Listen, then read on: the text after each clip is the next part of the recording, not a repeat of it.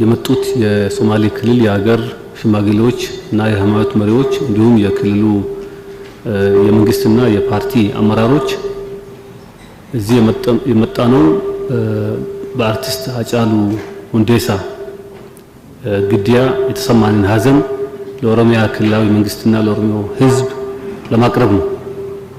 የዚህ ጉዞ መነሻ የነበረው ከ200 በላይ የሀገር ሽማግሌዎችን ሰብስበን በተፈጠረው ግድያ ዙሪያና አገራዊ እንድምታ ስናወያይ የሶማሌ ህዝብ ከኦሮሞ ህዝብ ጋር ካለው ትስስር አንፃር ከዚህ ብቻ ሆነን መልእክት ማስተላለፍ በቂ አይደለም የሚል ከሽማግሌዎች የመጣ ሐሳብ ነው።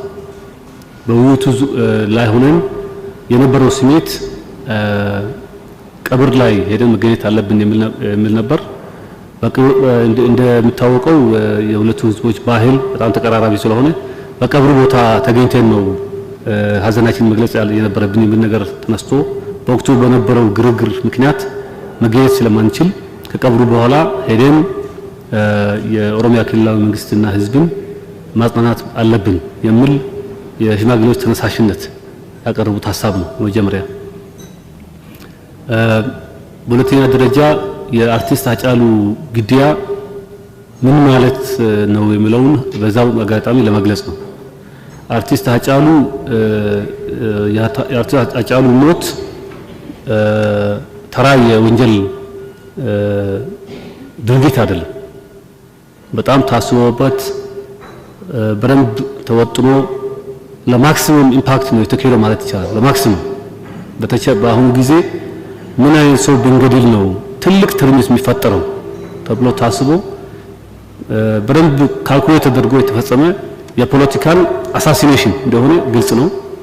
ከዚህ የፖለቲካ ግድያ ጀርባ ደግሞ ያለው ሐሳብ በዚህ ምክንያት አገሪቷ ወደ ትርምስ ትገባለች፣ ህዝቦች በዘርና በሃይማኖት ይጋደላሉ፣ ከዚህ ደግሞ የፖለቲካ ትርፍ እናገኛለን የሚሉ የሀገር ውስጥና የውጭ ሀገር ኃይሎች ያቀዱት እንደሆነ ለማወቅ የፖለቲካ ሳይንቲስት መሆን አያስፈልግም።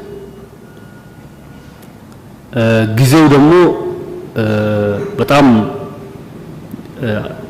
ከፍተኛ የሆነ አገራዊ አጀንዳዎች የተያዙበት በተለይም የአባይ ግድብ ዙሪያ የተባበሩት መንግስታት ድርጅት የሴኩሪቲ ካውንስል የተወያየ ባለበት ቀን መሆኑ አጋጣሚ ነው ለማለት ይከብዳል።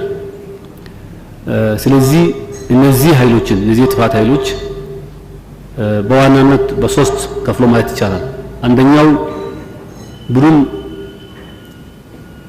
ስልጣን አጥቻለሁ ወይም ደግሞ የነበረውን የፖለቲካ የበላይነት አጥቻለሁ በማለት አኩርፎ እኔ ከሞትኩ ሰርዶ አይብቀል በሚል የፖለቲካ ዝንባሌ ከዛ በኋላ ምንም አይነት ሀገራዊ አንድነት እንዳይቀጥል የህዝቦች አብሮ መኖር እንዳይቀጥል የሚፈልግ ጸረ ለውጥ ኃይል መሆኑ ግልጽ ነው። ይሄ ጸረ ለውጥ ኃይል ይሄን ብቻ ሳይሆን ባለፉት 2 ዓመታት ተደጋጋሚ አሻጥሮች እየፈጠረ በየቦታው ግድያዎችና መፈናቀሎች እየፈጠረ ይሄን መፍጠሩ ሳያንስ እንደገና ደግሞ መንግስት ህግ አላስከበረም በሚል ሲከስ የነበረ ኃይል አክቲቭሊ ክልሎችን ዲስታብላይዝ ያደረገ ክልሎችን እየረበሸ ህዝቦችን ከህዝብ ያጋጨ ሲስብልቶችን ስለሚያውቅ እነዛን ተጠቅሞ ግጭት እየፈጠረና የህዝብ መፈናቀል እየፈጠረ ያንን ደግሞ በመንግስት ላይ በማላከክ መንግስት ህግ ማስከበር አልቻለም በሚል ከተቻለ የመንግስትን ገጽታ ለማበላሸት ካልተቻለ ደግሞ የህዝብ በመንግስት ላይ ያለውን አመኔታ እንዲያጣ ለማድረግ ሲሰራ የነበረ ኃይል ነው። በዋናነት የዚህ ድርጊት አቀነባባሪ ይህ ኃይል መሆኑ ኢትዮጵያ ህዝብ፣ የኦሮሞ ህዝብ፣ የሶማሌ ህዝብ ይገነዘባል። በሁለተኛ ደረጃ በብሔር ጽንፈኝነት ኮርቻ ወደ ስልጣን መምጣት የሚፈልጉ ኃይሎች ደግሞ አሉ። የስልጣን ይገባኛል ጥያቄ ያላቸውና ይሄንን በሰከረ የፖለቲካ ፉክክር በምርጫ ከመምጣት ይልቅ በአምባጓሮ በግርግር በነውጥ ወደ ስልጣን ለመምጣት የሚፈልጉ ኃይሎች ደግሞ ብሔሮችን በማጋጨት ወደ ስልጣን ለመምጣት እንችላለን የሚል አቋም ይዘው እየተንቀሳቀሱ እንደነበር የቅርብ ጊዜ ትዝታ ነው። በሶስተኛ ደረጃ የውጪ ኃይሎች በዚህ ጉዳይ ውስጥ እንዳሉ ይታወቃል። እነዚህም እያስተባበሩ ሲሆን በቀጥታ የነዚህ አይነት ድርጊት ተሳታፊ የሚሆኑ ካልሆነ ደግሞ ተጠቃሚ የሚሆኑ ኃይሎች እንዳሉ ግልጽ ነው። ከዚህ ጋር በተያያዘ ኢትዮጵያ የተፈጥሮ ሀብታን እንዳትጠቀም የሚፈልጉ ኃይሎች በዋናነት የዚህ ድርጊት ተባባሪ ለመሆናቸው ያሁኑ ድርጊታቸው ማሳያ ነው።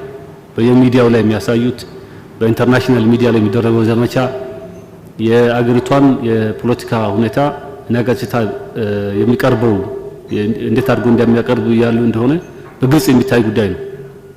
ስለዚህ እንደ ሶማሌ ክልል ህዝብና መንግስት እኛ በዚህ ወሳኝ ጊዜ ለሀገራችን አንድነት፣ ለኦሮሚያ ክልል መረጋጋት ብሎም ለኦሮሞ ህዝብ ለብዙ ዓመታት ከመቶ ዓመታት በላይ ከፍተኛ ጭቆና ውስጥ ያሳለፈ ህዝብ ገና አሁን 2 ዓመት እፎይ ብሎ ከግድያና ከሞት ማገገም ሲጀምር እንደገና ወደ ባርነት ለመመለስ የሚደረጉ ጥረቶችን እናወግዛለን።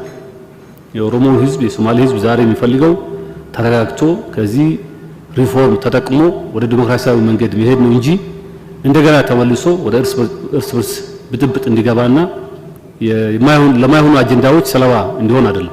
ስለዚህ ይሄንን የሚፈልጉ ኃይሎችን እናወግዛለን፣ እንታገላለን።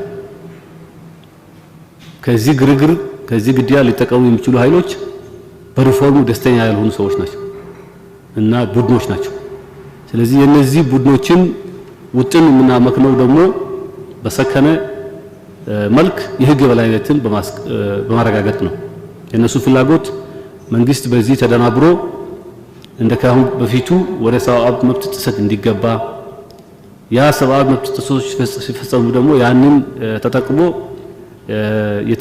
የተካሄደ ያለውን የሪፎርም አጀንዳ ጥላሸት መቀባት በዋናነት ቀጥሎ ደግሞ ያንን የሚፈጠሩ አንዳንድ ችግሮችን ተገን አድርጎ በመንግስት ላይ አመጽ ማስነሳት ስለሆነ በጥንቃቄ በሰከነ መንገድ የህግ በላይነትን ብቻ ተከትለን ህግን ብቻ ይዘን ይሄን ማክሸፍ አለብን የሚል አቋም አለን። ለዚህ ተግባር የፌደራል መንግስቱ ሆነ የኦሮሚያ ክልላዊ መንግስት የሶማሌ ክልል አጋሩ መሆኑ ከጎኑ እንደቆመ ማወቅ አለባቸው። በምንችለው መንገድ ሁሉ በሚዲያም በፖለቲካው መስኩም በጸጥታው በኩል አስፈላጊውን ማንኛውም ድጋፍ እንደምናደርግ ላረጋግጥላችሁ እወዳለሁ።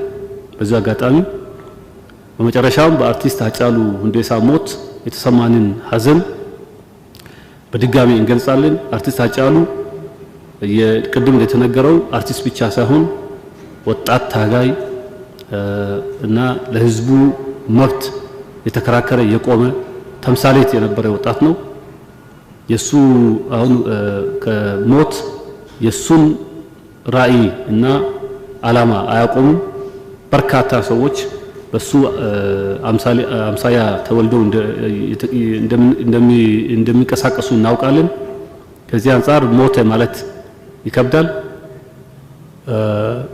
ለመላው ኦሮሞ ወጣቶች ለመላው ኦሮሞ ህዝብ መጽናናትን እየተመኘን መረጋጋትን ደግሞ እንጠይቃለን። መረጋጋት በሱ ሞት ዙሪያ የተደገሰው ህዝቦች እንዲጠፋፉ ስለሆነ እንደዚህ አይነት እኩይ ተግባር ያላቸው ኃይሎች መጠቀሚያ እንዳይሆኑ ወጣቱ በዚሁ አጋጣሚ ለማሳሰብ እንወዳለን።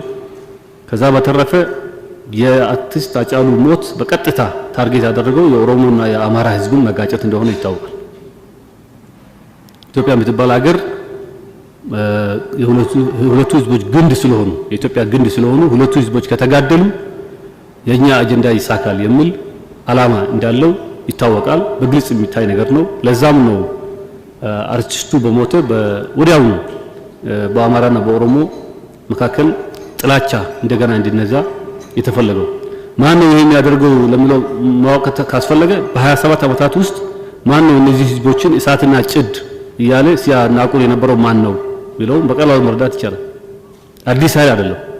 ለ27 ዓመታት እነዚህ ህዝቦችን እሳትና ጭድ ናቸው አብሮ መስራት አይችሉም ሲል የነበረው ኃይል ዛሬም እነዚህ ህዝቦች እንዲጋደሉና እኩይ ተግባሩ እንዲሳካ ይፈልጋል። ማን ነው ከግድያና ከሞት የሚያተርፈው የሚለው ጥያቄ ከተጠየቀ ደግሞ በቅርብ የኢትዮጵያ ታሪክ ማን ነው ሰው እየገደለ ሰው ያፈነ ሲኖር የነበረው የሚለው የገዛ ጓዶችን የጥሻው የረሸነ የሐሳብ ልዩነቶች ሲፈጠሩ ስልጣን ላይ የቆየው አካል ማን ነው የሚለው መጠየቅ ያስፈልጋል።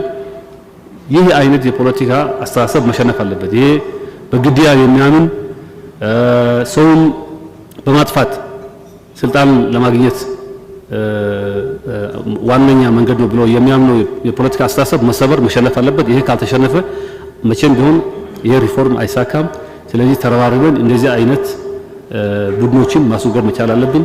ጽንፈኝነትን ደግሞ ማቆም አለብን። ጽንፈኝነት ሄዶ ሰፈር ከሰፈር ውስጥ ያሉ ጎረቤቶችን የሚያጋድሉ የብሔርም ይሁን የሃይማኖትም ይሁን አስፈላጊ አይደለም ለሀገራችን። ስለዚህ ወጣቱ፣ ምሁሩ፣ የሀገር ሽማግሌው፣ ሴቱ ሁሉ በዚህ ዙሪያ መንቀሳቀስ መቻል አለበት። ባህላዊ እና የህዝብ ግንኙነታችንን አጠናክረን ይሄን ፈታኝ ጊዜ አልፈን ሪፎርም አስቀጥለን የታለሙ ትላልቅ የሀገራዊ ትልሞችን ማሳካት መቻል አለብን ለማለት ነው። አመሰግናለሁ። ገለቶማ